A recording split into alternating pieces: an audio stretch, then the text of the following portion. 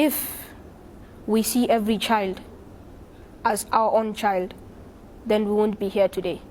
Because no parent, no leader, no government will want to see his child in a condition which no horror movie can explain.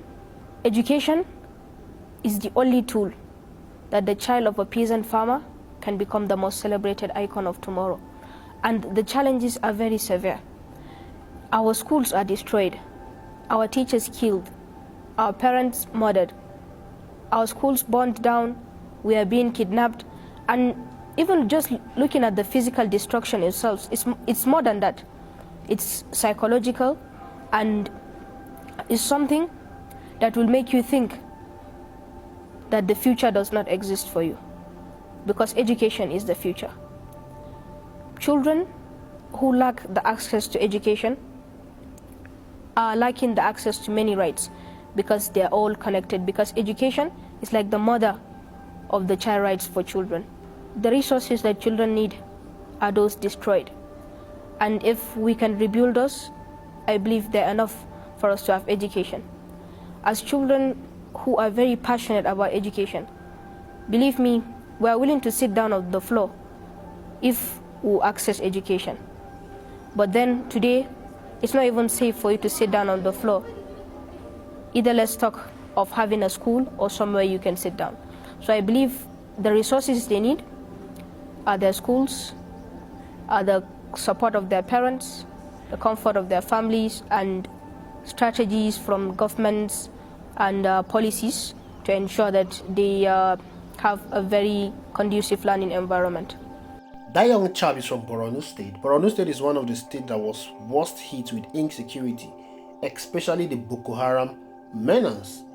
When you want to listen to a northerner speak, I am sure you will be expecting some kind of intonation. But listening to this young man, you are hearing a different kind of intonation. You are hearing an intonation that is educated. You are hearing an intonation that is refined. You are hearing an intonation that has been learned and trained.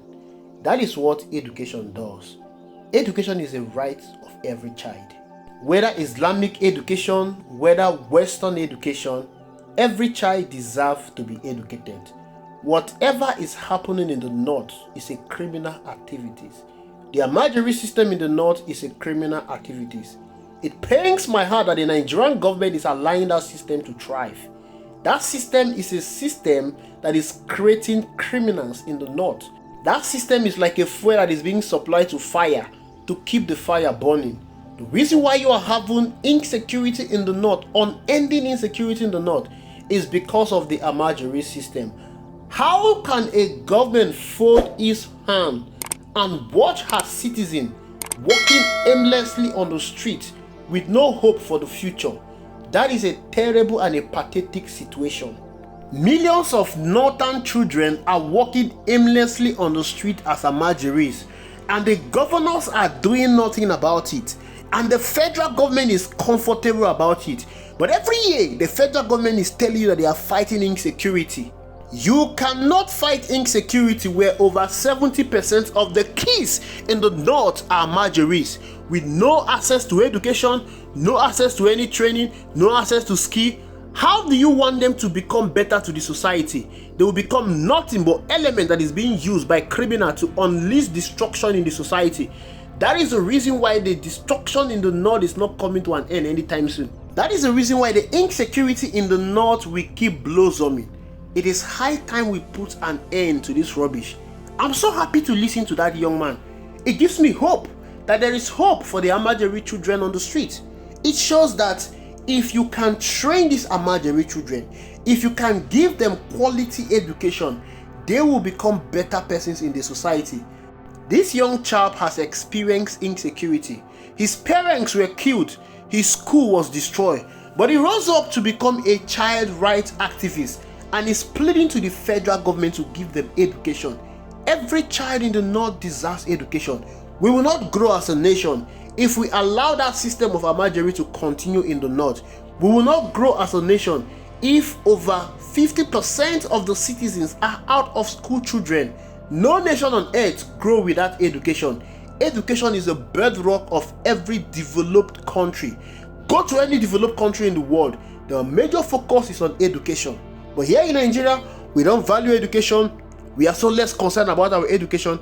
This is not how you run a proper government. Enough is enough. We must put an end to this. I'm going to leave you with a video of the young man as he continues speaking and advocating for a better society, especially for the young kids in the north. Listen to him. Thank you for watching. I will see you in the next video. I stand before you not as an individual, not as Ibrahim, but as the embodiment of the collective voices yearning for peace, justice, and a future filled with promise for children affected by armed conflict. Today, I speak not only on behalf of children of Borno State or Nigeria, but for every child whose laughter has been stifled by the horrors of war. History has taught us that we children are keen in our pursuit of knowledge and are filled with potential, not only for ourselves, families, communities, but for our country and the world at large. Our situation today has robbed us of this beautiful history, and when a child is robbed of his history, he settles for any future. We all here are living witnesses of how the world, of how Africa today is ravaged by conflict. In the time of conflict and war, our innocent souls bear the brunt of these calamities because of our vulnerability. I can beat my chest and say with vivid clarity, believe me, no one, absolutely no one, can justify the killing of a single child. Can you justify the killing of a single child during conflict? If there's a word that could describe how more than innocent we are, then we will have said it a million times. In the corridors of our vandalized schools, dangerous streets, and within the confines of refugee camps, believe me, our dreams persist. Our longing for education, safety, and the chance to flourish knows no boundaries, transcending the barriers imposed by conflict and war. Malcolm X said, and I quote, "Education is the passport to the future, for tomorrow belongs to those who prepare for it today." Today, our classrooms are burned, our teachers killed, our parents brutally murdered. Our roads to school are no longer safe. Our schools that we regard as safe havens are now battlegrounds, and unfathomable of them all, our innocent souls are taken away from us. Then tell me, how are we preparing for education today?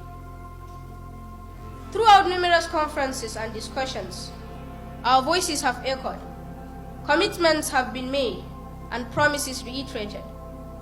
However, it's imperative to acknowledge that speeches alone cannot heal the wounds of conflict-ravaged childhoods. We convene not solely to express intentions, but to implore each leader and each person here present. The time for decisive action has arrived. Words unaccompanied by tangible actions are just air in motion. Accountability must be the cornerstone for our collective effort. Beyond this gathering, beyond this day, our call still remains one: act, implement, and deliver on the commitments made. Leaders, I urge you to heed this plea. We are not just statistics, we are promises of a brighter future. Our well-being, our dreams rest upon the actions taken by those entrusted with power. Let us not fail in our responsibility to protect, nurture, and empower every child affected by conflict. But distinguished ladies and gentlemen, hope springs eternal from the hearts of boys and girls. We gather here not to share tales of sorrow, but to kindle the flames of change. Where there is a will, there is always a way. We cannot change what has happened, but we can fix, we can prevent, and we can secure. The word for crisis in Chinese is Wei Jie. Wei stands for danger, and J stands for opportunity. As terrible as our situation was, as challenging as the situation of conflict-affected children is, I believe it also affords us the opportunity to re-engineer our society into a better place. Now I believe it is obvious what we children expect from this conference. What we expect from this conference is not a repertoire of eloquent speeches or a cascade of promising commitments. Instead, it's the birthplace of concrete actions that will sow the seeds of tangible change. This is not merely a meeting of dignitaries. It's a solemn opportunity to pave a different path, one where actions speak louder than words. We stand here united in our fervent plea. Let this conference be the prelude, a turning point where impactful actions take center stage. It's time for resolutions to transition into results. We cannot afford the luxury of time. If we don't tackle this today, if we don't take care of conflict-affected children, believe me, they'll end up being the Frankenstein monsters that will consume all of us. The plight of we children demands urgent and tangible solutions. The era of horrible promises must come to an end. This is our clarion call. Actions, not just words, will be the measure of our success. Together, let us embark on a journey, one fueled by compassion, driven by solidarity and stirred by the collective determination to rewrite the narrative of conflict-affected children. Let us weave a tapestry of hope and opportunity, where the scars of war serve not as shackles, but as reminders of our resilience. Thank you very much.